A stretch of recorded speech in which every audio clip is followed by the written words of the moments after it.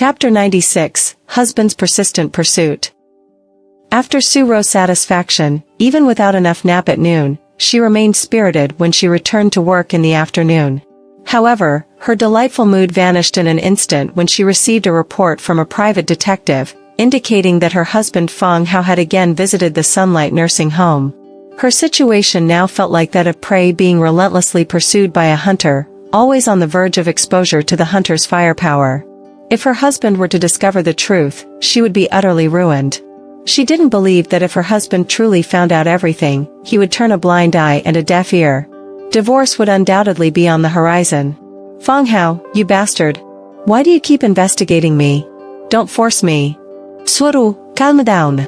Su-ro forced herself to calm down and contacted a certain person. She said, my husband went to the nursing home again. Quickly find a way to make sure you were never there. The person responded, oh, why did he go there? Still investigating you? Will this ever end? He's very stubborn, very insistent on what he believes. Don't bother with him. I've prepared a surprise for tomorrow. I'm waiting for you. Let's talk later. Su-ro hung up the phone. She thought that by satisfying her husband in the morning, at noon, and even planning to continue in the evening, she could fulfill her own desires. This way, after meeting that person, she wouldn't feel frustrated, hanging in the air and unsatisfied. However, her husband's relentless pursuit now made her feel a sense of crisis. He instructed the private detective to find a way to infiltrate the nursing home and discover what Fang Hao was doing there. In fact, Su-ro's concerns were not entirely unfounded. After Fang Hao entered, he treated Han Yun differently than he did the previous day. He made some requests, hoping to see Han Yun's previous treatment records, using the pretext of understanding her deteriorating physical condition. Han Yun did not refuse and had the relevant information sent over. Fang Hao learned that there was a data room in the nursing home containing all the records of the residents undergoing treatment.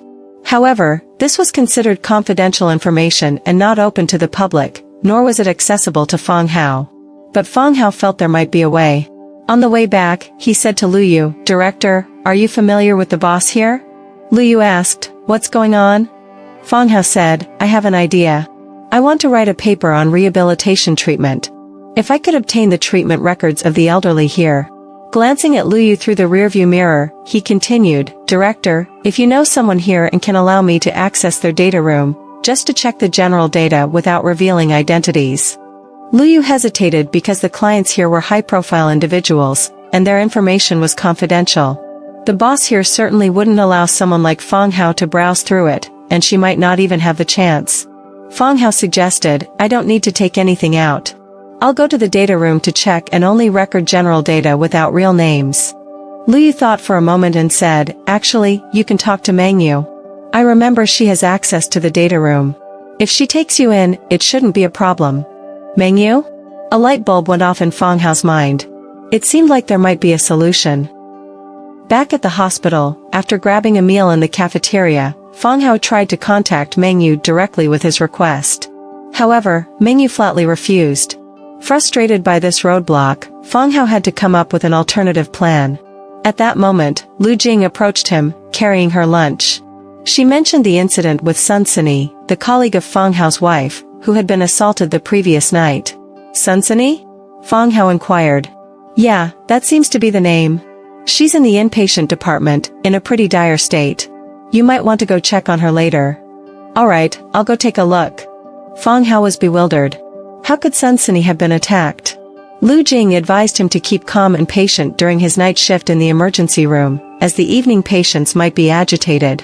After their conversation, Fang Hao shared with the department head, Lu Jing, news about the improving condition of the myasthenia gravis case at the traditional Chinese medicine hospital. He proposed collaborating on a paper in this area, and Lu Jing expressed surprise and interest. That's great progress. You were the one sent there under your name, and you've really made the most of it. In these past years, with all the issues concerning old Zhang, I've been neglecting my research and owe the hospital quite a few papers. I don't need to be the first author, being the second author will do, she said. Sure, leave it to me. Once I've written it, you can review it. If it works for you, we can publish it, otherwise, I'll make the necessary changes. Fang Hao felt grateful for the support of Lu Jing, considering her a strong ally. After lunch, Fang Hao visited the inpatient department and found Sun Sini's ward. At first, he hesitated to recognize her, but after confirming her identity, he couldn't deny it was the same woman. The previous Sun Sini had fair skin, a well-proportioned face, a swan-like neck, wavy black hair, and a tall and curvy figure, a perfect urban beauty. However, the current Sun Sini lying in the hospital bed had multiple bruises on her face, swollen and almost shut eyes, a bandaged forehead with severe cuts, and her hair unevenly chopped, resembling a dog's bite. Her hands, feet, and torso also bore the marks of violence. The medical reports indicated internal bleeding, especially in the lower abdomen and uterus, suggesting more severe injuries. Most tragically, Sun Sini had suffered lacerations in both the front and back areas due to blunt force trauma. After an intense night of emergency care, Sun Sini survived the critical stage and, with a day of treatment, her condition had stabilized enough for her to speak. When Fang Hao arrived, he initially worried about the presence of her husband, Li Ping. However, he learned that her husband was the assailant and had already been arrested. Currently, her relatives from her maternal family were providing support. During the mealtime, that relative had gone to eat. "Is that you, Fang Hao?" Sun Sini asked through her swollen eyes when she saw him. Facing police inquiries, she had been reluctant to speak. However, now she wanted to talk to Fang Hao. Yet, even speaking a little caused pain due to her facial injuries. "You should speak less in your current condition. I'm on the night shift in the emergency room at the hospital. I'll visit you whenever I have time." "Don't worry, my medical skills are still reliable," Fang Hao reassured her. "Fang Hao, be careful of Suro. I'm in this situation because of her." "Well, Suro, she's been with me these past 2 days. Be cautious, she might be." "Oh, it hurts." "Fang Hao, give me a sedative injection. Sedation will slow down the healing and recovery of your wounds. Try to sleep if you can, it will aid in the healing process," Fang Hao advised, considering the patient's comfort and recovery. Chapter 97, Wife's Ruthless Scheme. "Fang Hao, be careful of Suro. I'm in this situation because of her." On the way back, Fang Hao pondered over this statement. He knew that Sun Sini's affair had been unintentionally exposed by placing a recording device. However, considering that his wife and Sun Sini were colleagues, and given his wife's perceptiveness, they shared a common understanding. She should be aware of Sun Sini's lifestyle. If his wife redirected her anger towards Sun Sini for helping him, and disclosed Sun Sini's affair to Li Ping, her husband, it could lead to him retaliating furiously. More likely, the family members of the men Sun Sini had seduced might seek revenge. If those men were married, their wives wouldn't hold back in attacking the third party. In such a case, Sun Sini could face serious consequences, both legally and in terms of compensation. "Suro, if you ever get exposed, and if the family members of your lover come to retaliate, is this the fate that awaits you? If you end up in my hands, should I treat you?" Fang Hao felt a mix of anger and sorrow. He was angered by his wife's deceitful move of selling out Sun Sini, who, despite her flaws, had helped him in investigating his wife. However, he also felt sorrow for not taking any action against his wife despite her infidelity. The situation with Li Ping was different. A common middle school teacher in his 30s or 40s, not particularly attractive, and with no promising career prospects, Li Ping had every reason to be furious. Apart from anger, he had nothing else. With no children and no concerns for the future, he could vent his frustration freely. Fang Hao was different. He had a child, exceptional medical skills, and a bright future ahead. He believed that he could excel beyond his peers. He also had the expectations of his parents back home. If he acted impulsively and ended up killing someone, he could face execution or spend his life in prison, ruining everything. Damn, he realized he was someone who feared death. Wait a minute, Li Ping was manipulated, used by Suro, or perhaps by Suro's lovers scheming. Li Ping, being thin-skinned, was afraid of Sun Sini. Sun Sini had mentioned that even in front of Li Ping, she could do as she pleased, implying that someone else was involved in this assault. The person who attacked Sun Sini so ruthlessly was likely a family member of Suro's lover. If Li Ping genuinely wanted to catch an adulterer, he would have done so without letting Sun Sini have affairs with multiple people. "Suro, you and your lover are quite ruthless. But I'm not afraid of you. Come on, come at me." Fang Hao figured things out but became even more despondent. He smoked several cigarettes by the greenbelt to stabilize his emotions before heading in to start his shift in the emergency room.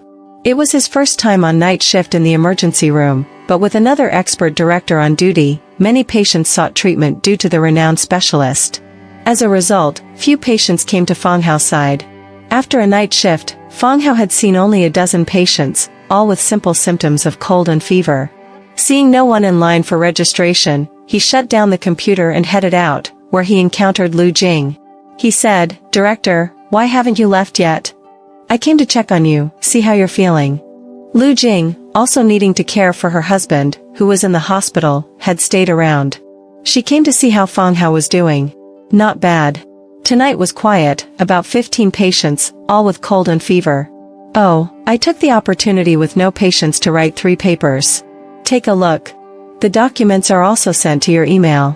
If any changes are needed, let me know, and I'll make revisions. Fang Hao handed over a document containing his papers. Lu Jing took a quick look and was pleasantly surprised. She exclaimed, "These can be published in Class A. I didn't expect your paper skills to be even more profound than mine. With these 3, I can report to the hospital." "Fang Hao, can I take these?" "Go ahead." Fang Hao turned to look around, ensuring no one was nearby.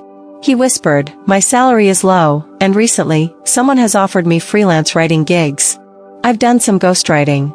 Lu Jing grinned and said, "A gentleman loves wealth and gets it in a proper way. Just don't get too deep into these unconventional paths, you might get into trouble." "Of course, I know how to protect myself. The significant achievements won't be misused." "Oh, in 3 days, I'll have the treatment results for myasthenia gravis. Let's collaborate on another paper. Director, go upstairs and rest. I'll head off." Seeing that Fang Hao had walked outside the emergency room building, and his car was in sight, he bid farewell. Lu Jing watched Fang Hao leave, feeling very pleased. This young doctor was on the same page as her, excelling in various aspects, and showed great potential. When Fang Hao returned to the residential area, he noticed his wife hadn't arrived yet, so he took a rest first. The next day, he woke up early since he had the night shift again and didn't need to rush to the hospital. This time, he went directly to his wife's company. Having been there once before when he and his wife left hand in hand, the security recognized him. "Oh, Mr. Fang, are you here to see Director Su? She hasn't arrived yet." The security guard greeted Fang Hao. "She'll be here shortly. I'll go up first." "Oh, is there any delivery?" Fang Hao asked casually, glancing at the packages, and noticed one with Su Ro's name on it. The guard checked and found a package for Su Ro, so he handed it to Fang Hao. Fang Hao took a look, and it was a very small package labeled as personal items. Personal items? Fang Hao's mind raced as he recalled the last time when Su Ro's lover mentioned receiving a small piece of clothing. Judging from his wife's voice message, it was an extremely embarrassing piece of lingerie. Was this personal item also for that purpose? Fang Hao checked the delivery address, which was in the same city, in the downtown area, just 1 district away. Zhang Kaisen? This was the sender, and it was clearly a pseudonym. Fang Hao took the package and went to Su Ro's office since it was already open for cleaning. Upon entering, he opened the package and indeed found a set of very enticing lingerie, tiny shorts with minimal fabric, leaving only a string. This kind of intimate clothing was quite common in certain adult films. The thought of his wife wearing such attire in front of her lover flooded Fang Hao's mind with buzzing noises. He knew his wife was despicable, but he hadn't expected her to be this despicable. "This vile woman, I want to kill her." Fang Hao clenched his fist, nails digging into his flesh. At that moment, his wife's call came in. Chapter 98, Unprecedented Breakthrough. "Honey, where are you?" "I'm at your company." "At my company? How did you?" "Hey, why did you hang up?" Su Ro was startled, not expecting Fang Hao to be at her company. She hurriedly went to the office. "Director Su, your husband is here." "Oh, he just helped you pick up a package and took it upstairs." The security guard, seeing Su Ro, saluted and warmly greeted her. "Thank you." Su Ro, with an expressionless face but a storm inside her, parked her car without much thought and directly called the other man. "Susu, missing me so early? The package you sent, has it arrived?" "Yes, it's been delivered." "Quickly check, has it arrived?" "Hurry." "What's wrong?" "My husband suddenly came to my company, and he got the package before me." Check if it has arrived, quickly. Otherwise, it'll be a disaster. This? Let me check. It's already marked as received. What to do? What's inside? Intimate clothing. Damn, you're going to kill me. Take care of your health, and you insist on doing these things. You're killing me. I'm annoyed with you. Angry, Suro directly hung up the phone. She prayed that her husband wouldn't open the package but thought it was unlikely. Recently, he had been investigating her, and if he saw a suspicious package, he would surely open it. Once opened, seeing what was inside, a man couldn't help but have various thoughts. What should I do? Suro, you're going to be exposed this time. You're going to die this time.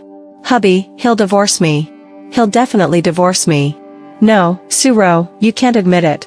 Absolutely cannot admit it. Suro, think of a solution quickly. Think of a way. After a long time, Suro felt completely helpless in dealing with the situation, especially at the office. With gritted teeth, she drove away from the company. Left? Going to put out the fire? Fang Hao was outside the office window, watching his wife's car arrive. Shortly after, his wife's car left the company. He put away the package and left as well, but he headed to the address where the package had been delivered. The phone number on the package was already turned off. That jerk, you can't hide anymore. Regardless of speeding regulations, Fang Hao rushed over as fast as possible. Unfortunately, the address was fake, indicating the location of a roadside power box. Phone off. Oh, it's already an empty number, and the address is fake. It seems like he's playing quite cautiously. Fang Hao checked the location of the courier company and directly came to this delivery point. Upon inquiring, he learned that this was a monthly subscription tracking number, making it impossible to locate the specific customer's agreement. The receiving location, from the first scanning and storage location, was Tianzhaifeng. Tianzhaifeng was the top affluent area in Jiangdong City. Fang Hao went to Tianzhaifeng and found the security was extremely strict. Since he wasn't a resident, he couldn't enter. Moreover, asking the guards didn't yield any information about the person who sent the courier. He waited outside for a while, observed a courier coming to pick up packages, and asked him, but the courier didn't remember or even recognize the person who sent the package. So, you live here? Old thing. Fang Hao parked his car on the roadside, feeling extremely unwilling. In reality, someone was suffering even more than him, and that was Suro. She had hired a private detective to follow Fang Hao, understanding every move he made. When Fang Hao went to the courier company and traced it to Tianzhaifeng, she felt like the sky was about to collapse. She knew Fang Hao couldn't enter that residential area. Even if he did, he probably wouldn't find him because he wasn't there at the moment. But since Fang Hao suspected it had reached this point, could she still hide it? It's impossible to hide it. It's noon, and Fang Hao still couldn't find a way to get in. He regained his sanity. People living in Tianzhaifeng are the top tycoons and elites in Jiangdong City. Other than causing a scene here, embarrassing that jerk, what else can I do? They can easily deny everything unless Fang Hao catches them in the act of adultery. As for conducting a paternity test? Forget it. These influential and wealthy individuals can manipulate things in their favor effortlessly. Moreover, if Fang Hao retaliates and the other party counterattacks, will his fate end up like Sun Sun's? Retaliating against these wealthy and influential people with force is impossible. They may not be fearless warriors, but they certainly lack no lackeys. The most satisfying way to retaliate against someone is to take away what they cherish most, leaving them with nothing and powerless. This jerk is a wealthy man, so what he values most is wealth. This jerk has influence and power, so what he cherishes most is influence and power. Since this jerk lives here, he likely has a family. Let's make his family fall apart. Old man, you can't escape. Fang Hao sat in his car, smoking and laughing sinisterly. Glancing back, he saw the partially exposed package on the front passenger seat. Suro, you're truly despicable. Since you're this despicable, let me see just how despicable you are. Fang Hao gritted his teeth, calmed his emotions, and then called his wife. She answered but didn't speak directly, obviously gauging his current mood and state. He asked, "Are you on a business trip? Where are you?" "Not on a business trip, I just felt uncomfortable in my stomach. I'm at home." "Which home?" "The one you stayed at last night." "Okay, I'm coming back now. If you're not feeling well, don't move around randomly. Just lie down and rest." Fang Hao hung up and headed home. "Wife, what's wrong with you?" Fang Hao shouted as he opened the door, sounding genuinely concerned. He didn't even take off his shoes and went straight in, only to see his wife lying in bed. "It's an act. You're just pretending." Fang Hao approached, checked her pulse, and said, "Your pulse is normal. Why is your heartbeat so fast? Why are you nervous? Your back is sweating, change your clothes. Come on, I'll help you change." Oh, it got bigger. "Husband, Yue." Xia was surprised. She thought her husband would come back, question her, and directly confront her about divorce. Unexpectedly, he was concerned about her. He even used the excuse of checking her body to take advantage of her. Chapter 99, Wife Forces a Death Threat. After Fang Hao's unreasonable conquest, he easily brought his wife to her first climax. He then withdrew, lying on the bed's edge while smoking. His wife was very satisfied, curled up and convulsing, breathing heavily. "Here, put this on." Fang Hao got out of bed, took the package, and tossed it to his wife. "This." His wife jolted, her body suddenly tense. "What's wrong? You bought this to show me, right? Could it be you really have someone outside, and you want to show it to him?" Fang Hao's eyes turned cold, but he wore a smile on his face. "Oh, honey, these days, I've noticed you're not interested. I thought it was because I lack charm, so I bought something to stimulate you. If you like it, I'll wear it for you." His wife was very nervous but slowly put on the clothes. "Indeed, it's more tempting." "Oh, aren't you going on a business trip? Wear this for the trip." However, Fang Hao lost interest in another round. He got out of bed to freshen up. "Husband." His wife was left hanging, not knowing what to do. Her husband's abnormal behavior made it difficult for her. She still followed him inside, speaking when giving him a bath. After finishing, Fang Hao went outside to cook instant noodles. Seeing his wife had also prepared a bowl, he said, "Xia, who is he?" "Who?" "The man you have outside." "Husband, I don't have anyone. I only have you. Don't play around. Your skills are so good, you didn't learn them from me. Someone must have guided and trained you." "Husband, for you, I'm willing to do anything. I can watch adult movies." "Hey, do you really think I'm a fool?" "Xia, let me tell you something. Your dad has another woman outside." Fang Hao glanced at his wife, seeing her shocked and confused expression. In those beautiful eyes, there was a mix of anger and questioning. He continued, "I'm not spreading rumors. I've seen it with my own eyes. Besides, I've talked to your mom, and she forgives him. I asked her if she wanted a divorce, and she said no." "You know why?" His wife remained silent, feeling her head buzzing. Maybe her husband really knew a lot. Fang Hao gulped down the instant noodles noisily, eating half of it in no time. He continued, "When I asked your mom, she said they've lived together for so many years. Passion is gone, love has faded, but there's still a strong bond of kinship.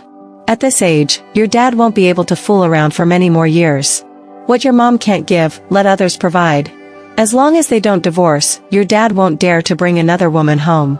Divorce would turn your family into a joke." His wife lowered her head. Fang Hao said, "Xia, but my thoughts differ from your mom's. If you ever cheat on me, I will definitely divorce you." "Honey, I would never cheat on you." "No, you will." "Honey, you need evidence when you speak. I truly love you. Can't you feel it? Do you think I'm making baseless accusations? Well, as long as I don't catch you in the act, you won't admit it. But, Xia, let me tell you, in this world, everything leaves a trace. As long as you've done something, there will be evidence. If you can cover your tracks seamlessly, then I deserve to wear the green hat forever. Honey, I absolutely won't betray you. Xia, don't speak so definitively. What if I catch you two in bed? Honey. Xia, I'm not the type to harass persistently. If you truly love that person, I'll let go. Honey, I only love you. No, I'm quite boring. I have no background, no wealth, no humor. I just read books and study, wanting to be a doctor. Honey, I'm telling you the truth. Xia, after our divorce, the house is yours, the name is yours. I won't ask for the car or the savings. I can leave with nothing, but you have to give me Tian. You know I come from the countryside, and we need male heirs. You're still young, after our divorce, you can remarry and have more children. Besides, I don't trust my child with a stepfather. Right now, maybe I don't earn much, but I'm really trying. I'll take good care of Tian. Honey, don't talk like this. I really haven't betrayed you. I truly love you and only you." Fang Hao ignored his wife's words. Even when she came over, grabbed the fork, and continued dealing with the instant noodles, he kept speaking. "Su-ro, there are things I've kept inside for a long time. I've never dared to tell you. Since we've opened up today, I'll say everything. Su-ro, being with you, I actually feel a lot of pressure. You're the school flower, such a beautiful woman. I come from the countryside, studied a niche field like medicine, and after graduation, I faced the difficult task of finding a stable job in the city. I got a job at the hospital, but the waters there were deep. If I stayed, my chances would be slim. When I couldn't stay at the hospital, I had two choices: either accept a transfer back to the county hospital and work as a general practitioner, or do something else like selling insurance or delay employment for further studies. Your appearance was almost like a flash marriage. Your parents used some connections to solve my problem of staying at the hospital. Then we got married, you bought this house, and we upgraded to become parents. I was once very happy. I know this happiness wasn't easy to come by, so I worked hard at the hospital, constantly improving myself. I took care of you and the mother-son pair to the best of my ability. I can't cook, and I hate the smell of cooking oil because my nose is insensitive to it. So, I injected myself to numb my nose and learned to cook. This has been our life for the past 4 years. My job at the hospital is still unstable, and I can't see the future. If I stay with you, I might drag you down. Honey, don't say that. I won't leave you. I won't leave you. Su-ro got up, hugged Fang Hao from behind, and had a premonition. After Fang Hao finished speaking about leaving the house, he might never come back. Only now did she realize that, for the past 4 years, her husband had silently given everything, providing a stable environment for her and their child. Her husband, though struggling in his career, spared nothing for the family. The words Fang Hao spoke were those of a seemingly powerless and desolate man, but she felt that this was the most solid pillar a man could offer. A family with such a man was a true home. If you don't leave me? You're still following me. What are you after? What I can give you, others can give you too. What I can't give you, others can. If you stay with me, what can you get? I'm not that selfish, I know how to let go. Su-ro, you are you. You are a free person, and I can't selfishly restrain you. Go boldly pursue your happiness. Honey, I, Su-ro, won't leave you unless I propose a divorce? Fine, let's go to the Civil Affairs Bureau now and get a divorce. No, honey, I won't divorce you. I won't divorce you. I would rather die than leave you. If you want me to leave you, the only way is for me to die. Su-ro gritted her teeth, holding a fruit knife from the coffee table and placing the sharp edge against her neck. With a strong thrust, the knife would pierce her neck, severing the artery, and she would undoubtedly die. Chapter 100, Stirred Up. Fang Hao was also taken aback. He didn't expect things to escalate to this point. Instead of crying, making a scene, or attempting suicide, the situation took a different turn, with a knife at Su-ro's throat. He hurriedly said, "Xiao-ro, don't do this, don't hurt yourself. Put the knife down, please. Honey, I won't divorce you. Say it, you won't divorce me, right? Say it." "Shu-ro? Well, my dear, I won't divorce you." "Swear it." "I swear, I, Fang Hao, won't divorce you. Otherwise, let me be struck by lightning, hit by a car when crossing the road, and have to, well." Fang Hao spoke and then discovered that his wife had dropped the knife. She threw herself into his arms, kissing him passionately.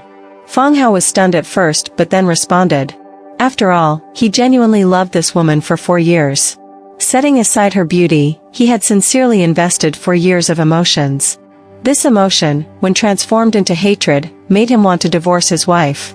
However, when death was imminent, he hesitated, conflicted, and hesitated again. Love, in the end, was still love. The two passionately kissed in the living room, as if returning to the scene of their first kiss before marriage. After a while, they separated. Fang Hao sat on the sofa, and his wife straddled him. His wife looked at Fang Hao with a spring-like expression, ready to take off her clothes.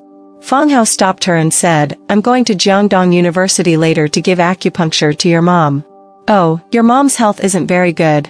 She asked me not to tell you, but since we're family, I think it's better to inform you." "What's wrong with my mom?" Seeing a trace of indifference in Fang Hao's eyes made her heart ache. She knew her husband must have found out something unbearable.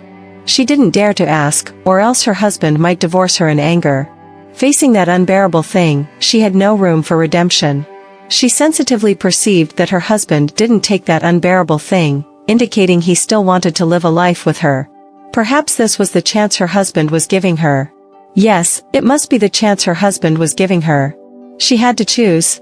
Fang Hao said, "Some time ago, I picked her up, and during one of her trips to buy medicine, she bought medication for angina. Later, when I examined and treated her, I found it might be a more severe heart condition. She didn't want you to know, so she rested in the staff quarters at the university. I went over at noon to treat her, and there was some improvement.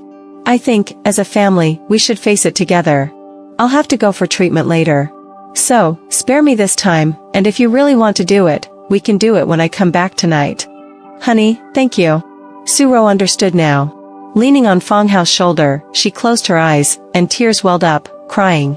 Fang Hao gently patted his wife's back, sighing at how pitiful she must feel now. "You play outside. Do you know what's happening with your family? Your old man is cheating, accompanied by a young female student. Your old mom has heart disease. Maybe one day, she'll have a heart attack and be gone. Go ahead, continue being reckless. Unfortunately, I won't believe your crocodile tears. I've told you, I don't want to keep this to myself. I will retaliate against that bastard. I will definitely retaliate. I'll use a method to save myself and make the other party wish they were dead, letting them know the consequences of betraying me. Hatred from losing a wife isn't something you can easily erase with a single stroke. Let me tell you, you don't have to rush to complain to your mom. Instead, it'll give her more pressure. Later, let me talk to her first. When her research is done, take her to the hospital for an examination. Your mom looks down on me and doesn't listen to me, but she'll listen to you. Because you're her only reliance." "Yeah, I'll listen to my husband." Mother-in-law took her medicine, and as Fang Hao was giving her acupuncture, she asked, "Why are you so late today?" Fang Hao sneakily took a photo of his mother-in-law taking medicine and receiving acupuncture, sending it to his wife to prove he wasn't lying. Leaning closer, he said to his mother-in-law, "Mom, you should slap me." "Why?" Confused, his mother-in-law asked. "Hit me first. If you do, you won't be angry with me anymore." Fang Hao took his mother-in-law's hand and lightly slapped his own face. He continued, "Consider that you've hit me, and now you can't be angry with me. Mom, Xiaoro and I are husband and wife. We shouldn't hide things from each other." "Nonsense. You promised not to tell them. How can you go back on your word? You low-quality garbage from the countryside." His mother-in-law raised her hand, wanting to slap Fang Hao, but she couldn't bring herself to do it. "Mom, we're a family, and we should support and rely on each other. If I hide things from Xiaoro, then I can hide other things from her, or even from you. Then, what kind of family are we? With your illness, you need the support of your family right now. Yes, I'm garbage from the countryside, and I'm low quality, but you've already hit me. You've scolded me, and you need to continue treatment, right? Do you eagerly want this countryside guy to escort you on your final journey? Shameless. Crow's mouth." His mother-in-law rolled her eyes at Fang Hao, sighed, and said, "Fine, if you want to say it, just say it. Ah, country people are really unreliable." "Yes, I'm from the countryside, and I'm unreliable. But now, you only have me, a country son-in-law. You need to rely on me. Of course, when you get better, you can find a more reliable city son-in-law. Then, you'll be pleased. Humph, don't think you're so proud just because you've gained an advantage now." "Oh, Mom, let's not argue. Let me ask you something. Do we have any relatives or friends living near Tianji Peak?" "Tianji Peak? Why are you asking about that? Do you really think I'm willing to be a farmer for the rest of my life? I want to buy a house in the most expensive area in Jiangdong City, and Tianji Peak is perfect."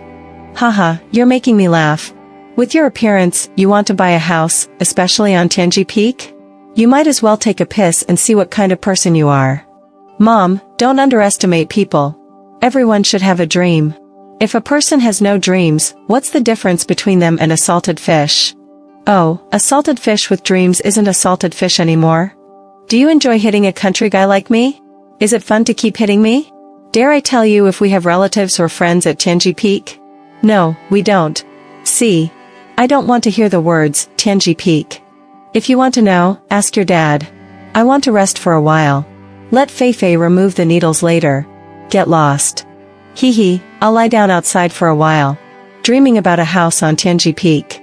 Fang Hao grinned, walking out. His mother-in-law's lips curved slightly. This kid knows how to handle things. Does he really want to buy a house?